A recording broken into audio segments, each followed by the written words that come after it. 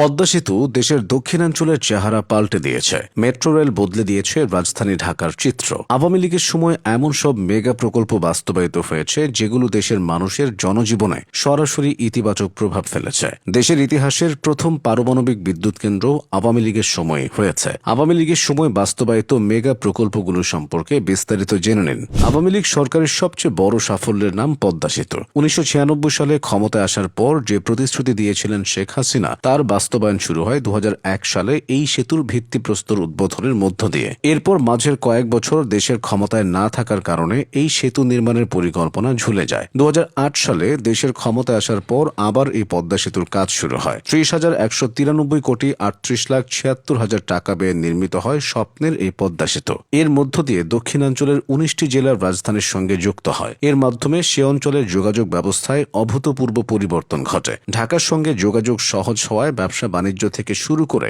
সবকিছুতে উন্নতি হয়। তাই পদ্মা সেতু দেশের দক্ষিণাঞ্চলের মানুষের কাছে স্বপ্নের থেকেও বড় কিছু। অর্থের হিসেবে দেশের সর্ববৃহৎ প্রকল্প রূপপুর পারমাণবিক বিদ্যুৎ কেন্দ্র। ২০১৬ সালে ১,১৩,০৯৩ কোটি টাকা প্রাথমিক ব্যয়ে এই প্রকল্পের নির্মাণ কাজ শুরু হয়। মূল পরিকল্পনা অনুযায়ী ২০২৪ সালের ডিসেম্বরে প্রথম ইউনিট এবং ২০২৫ সালের ডিসেম্বরে দ্বিতীয় ইউনিট থেকে বিদ্যুৎ পাওয়ার কথা ছিল। তবে গণ অভ্যুত্থানের পর এটা বাস্তবায়ন বিলম্বিত হওয়ায় এই লক্ষ্যমাত্রা অর্জন করা সম্ভব হয়নি। বিদ্যুৎ কেন্দ্রটি এখন বিদ্যুৎ উৎপাদনের কাছাকাছি পর্যায়ে রয়েছে। এটি পুরোদমে চালু হলে বাংলাদেশের বিদ্যুৎ খাতে আমূল পরিবর্তন আসবে। পরমাণু জ্বালানি ব্যবহার করে বিদ্যুৎ উৎপাদন করলে সরবরাহ যেমন বাড়বে, খরচও অনেক কমবে। বাংলাদেশের যোগাযোগ খাতে মেট্রো রেল এবং ঢাকা এলিভেটেড এক্সপ্রেসওয়ে এক বৈপ্লবিক পরিবর্তনের সূচনা করেছে। ঢাকার তীব্র যানজট নিরসনে এই দুই মেগা প্রকল্প এখন নগরবাসীর আস্থার প্রতীক। উত্তরা থেকে মতিঝিল পর্যন্ত বিস্তৃত মেট্রো রেল প্রতিদিন লক্ষাধিক মানুষকে যানজটমুক্ত, শীতাতপ নিয়ন্ত্রিত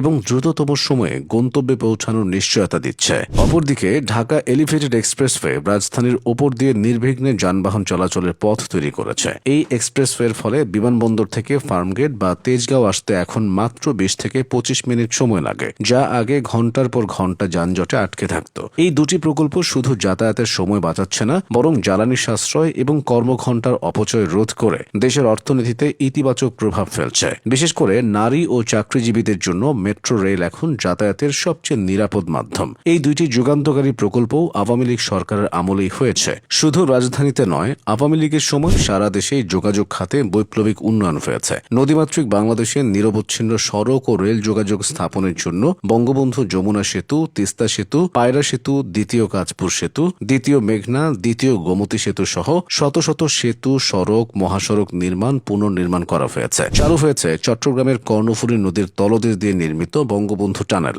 এই টানেল চালু হওয়ার পর কক্সবাজারের সঙ্গে সড়কে প্রায় ৫০ কিলোমিটার দূরত্ব কমে গেছে। ৯.৪২ কিলোমিটার দীর্ঘ এই টানেল নির্মাণে ব্যয় হয়েছে ১০,৩৭৪ কোটি টাকা। এটি চালু হওয়ার পর বাংলাদেশের যোগাযোগে যুগান্তকারী ভূমিকা রাখার আশা করা হয়েছিল। বাংলাদেশের ইতিহাসে প্রথমবারের মতো একদিনে ১০০ সেতু ও সড়ক উদ্বোধনের বিরল নজির স্থাপন করেছিল আওয়ামী লীগ। এগুলোর সরাসরি সুবিধা ভোগ করছে দেশের ৫১টি জেলা। রাজধানী থেকে দেশের প্রত্যন্ত জায়গায় চলাচলে বৈপ্লবিক পরিবর্তন এসেছে। এভাবেই আওয়ামী লীগ সরকারের সময় যোগাযোগ খাত ও অন্যান্য খাতে বড় বড় প্রকল্পগুলো দেশের সার্বিক চিত্র বদলে দিয়েছে।